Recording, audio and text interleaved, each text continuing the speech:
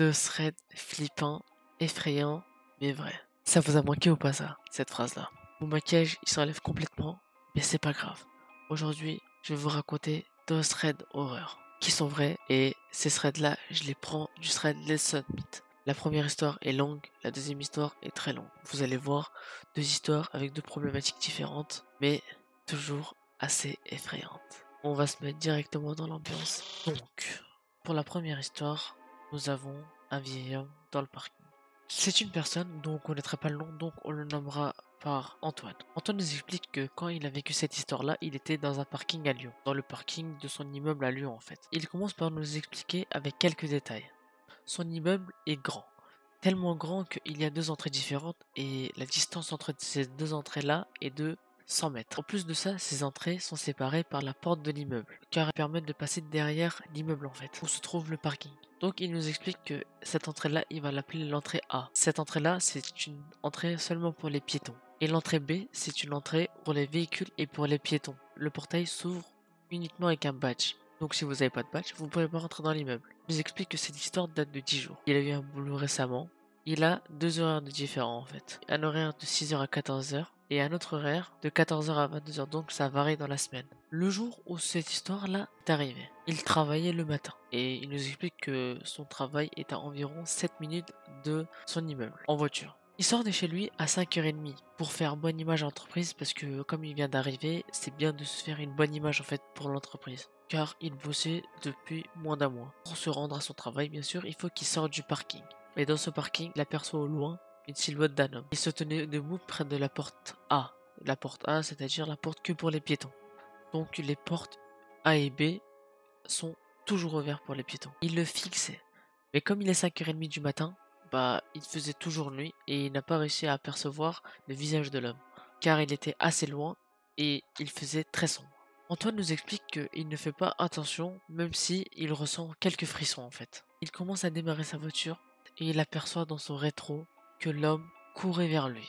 Il n'a pas le temps de réfléchir. Il met direct la 1 et il se dirige vers le portail. Et comme le portail est avec un système crémaillère, ça met 15 secondes à s'ouvrir. L'homme peut facilement l'atteindre en 15 secondes. Donc il décide de fermer les portes à clé. L'homme tapa la vitre du conducteur avec un couteau à la main et hurlait en lui disant d'ouvrir la porte. Et là maintenant, Antoine peut apercevoir son visage. Il était mince, il était vieux, il portait des vêtements de fermier avec des dents très noires. Antoine n'arrivait plus à respirer, mais vit que la porte s'est ouverte, il fonce à toute vitesse pour aller jusqu'au travail. Mais encore une fois, l'homme criait derrière lui. Lui, arrivé au travail, il était à bout de souffle. Mais malgré cela, on ne sait pas pourquoi, Antoine n'a pas appelé la police, car il s'est dit tout simplement que l'homme allait partir à son retour. Et en plus de ça, il voulait pas me manquer une journée parce que, comme il était nouveau à son travail, il voulait faire bonne impression. S'il racontait cette histoire, personne ne le croirait parce que comme il était nouveau au travail. Il finit donc son boulot à 14 h. Il rentre chez lui. Aucune trace de l'homme. Le lendemain, il a le réflexe, bravo à lui, de prendre une batte de baseball, au cas où si l'homme serait présent. Bonne nouvelle, cette journée-là, Antoine ne l'a pas croisé. Et il s'est dit aussi qu'il ne reviendra pas plus tard. Grosse erreur. Le jour s'est bien passé pour lui. Un petit soulagement pour Antoine. Le jour d'après, il décide de ne pas prendre sa batte de baseball. Au moins, laissez un mois jusqu'à qu'il n'y a aucun signe de l'homme. Je répète ça. Si il vous arrive ça, contactez la police. N'attendez pas. Le jour arriva. Donc, ce jour-là, qui est juste le lendemain de la veille, vous avez compris ou pas? Une fois la porte de l'immeuble ouverte, juste derrière la porte, vous savez ce qui se passe? Le vieil homme attendait derrière, avec un couteau à la main. Antoine paniquait. Sur le coup de l'adrénaline, il réussit à mettre un coup de poing au visage, qui le secoue. Cette fois-ci, il ne se rend pas au travail. Il fait demi-tour directement à son appartement, toujours l'homme derrière lui qui courait. Mais comme son appartement était gigantesque. Je commence à avoir peur, j'ai qu'une lumière comme ça, j'entends des petits bruits derrière moi, j'ai un petit masque qui fait flipper. Mais en tout cas, l'ambiance elle est pas mal, j'ai bien aimé l'ambiance. Toujours l'homme derrière lui. Là, cette fois-ci, Antoine était content que son immeuble soit gigantesque, parce que c'était un vrai labyrinthe. Il courait, il tournait dans tous les couloirs, et enfin, l'homme a perdu ses traces. Il arrive à se rendre tant bien que mal chez lui. Cette fois-ci, la chose qu'il devait faire depuis très longtemps, appeler la police. Après avoir appelé la police, ils viennent 15 minutes après. Malheureusement, l'homme n'était plus là. Mais tant bien que mal, il y a des caméras de surveillance équipées partout sur le parking et dans l'appartement. La police a bien vu que cet homme était mal intentionné, et ils ont donc décidé de faire des patrouilles autour de chez lui. 2 jours se passent. Vous vous dites peut-être, ouais, l'homme ne va plus jamais apparaître.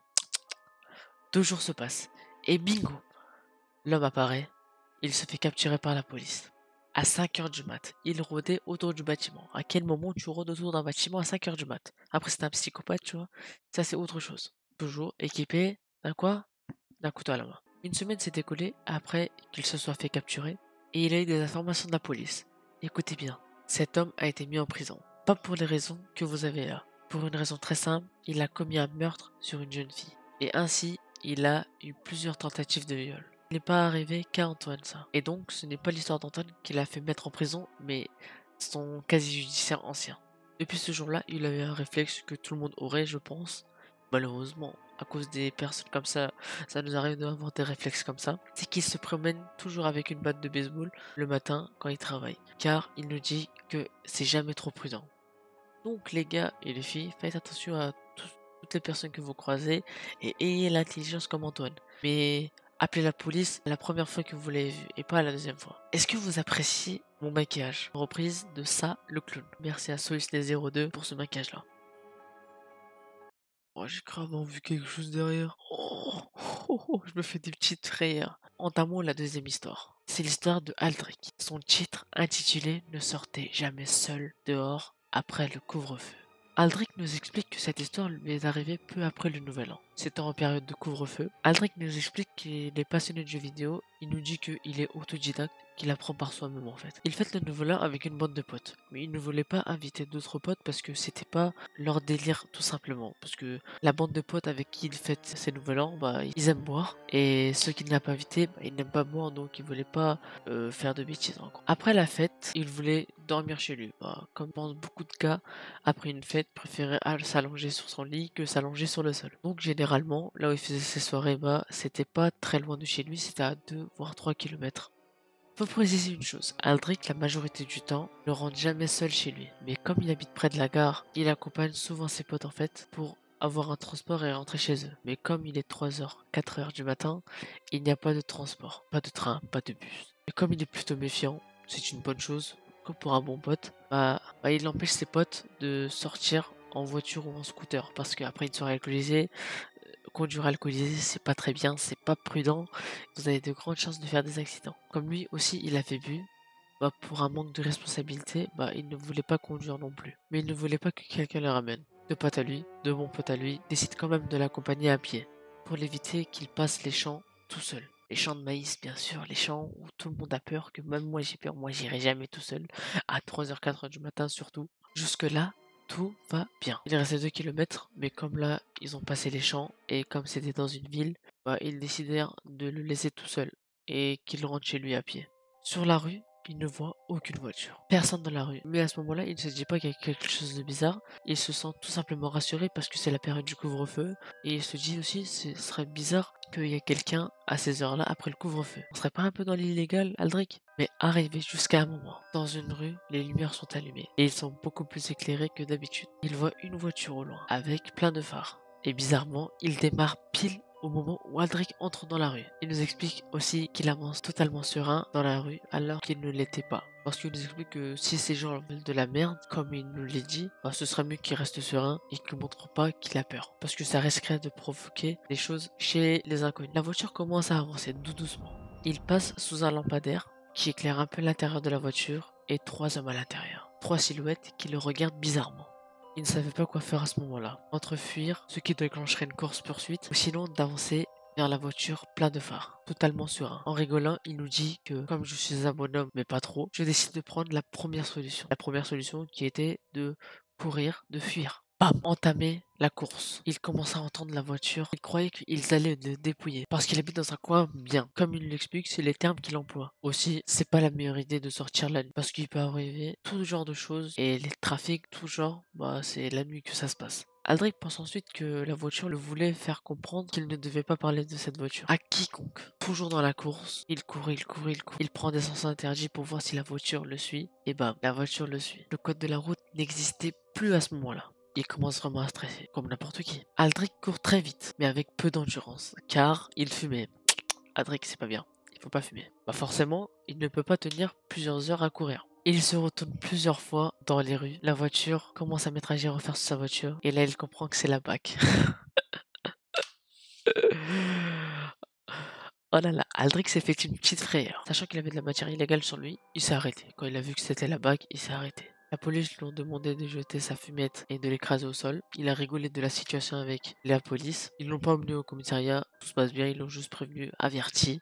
Voilà, de bien normal, ils étaient gentils. Comme il le dit, la police, faut bien qu'elle reparte. Il remonte dans la voiture et la police parte. Il a eu sa petite dose d'adrénaline. Encore, il marche quelques minutes. Il retourne dans une ruelle bien éclairée dans laquelle on voudrait voir des personnes derrière ou devant soi. Et là, il entend un bruit. Directement, il se tourne vers le bruit.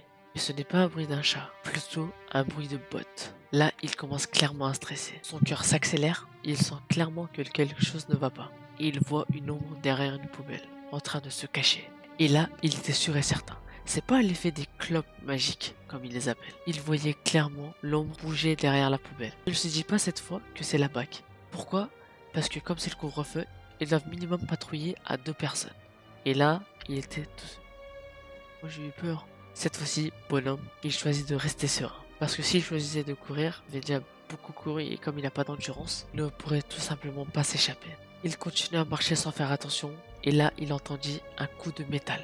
Son premier réflexe, appeler un pote. Comme il était 4 heures du mat, ses potes dormaient. Bon, du coup, pour se rassurer, il parle à la messagerie, comme s'il n'y avait rien. Il continue à marcher tout en parlant à sa messagerie. Il ne voulait pas que la personne derrière lui sache où il habitait. Après qu'il ait fini de parler à la messagerie, il raccroche tout simplement et range son téléphone. Au moment où il range son téléphone, il entendit un autre bruit de métal. Et cette personne-là a bien compris qu'il flippait. Il reprend son téléphone, il va sur Discord. Il sait qu'il a un groupe Discord où il a des amis qui jouent tard le soir. Il lance directement un appel vidéo et par chance, 2 de ses amis rejoignent la vidéo. Il leur explique clairement la situation. Par ailleurs, c'est très dur d'être calme. Ils ont demandé à Aldrich de lever le téléphone comme s'il cherchait du réseau et ils ont rien vu derrière. Ils pensaient tout simplement que Aldrich était tellement défoncé qu'il se faisait des films.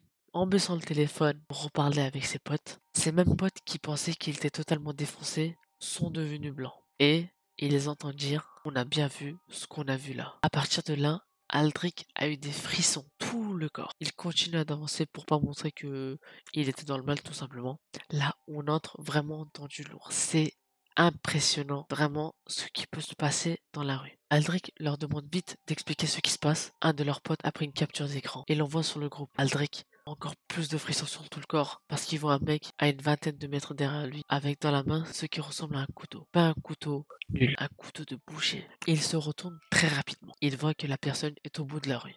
Comme il connaît très bien la ville, il continue à avancer jusqu'à une gare proche de lui.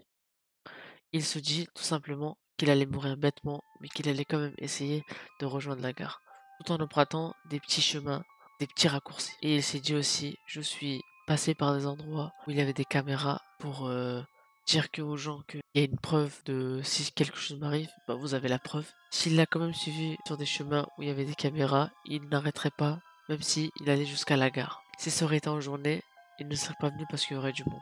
Mais à ces heures-là, il n'y a complètement personne. Il reconnaît clairement là où il était. Il n'a jamais couru aussi vite de sa vie. Il arrive chez lui tant bien que mal à 6 heures du matin.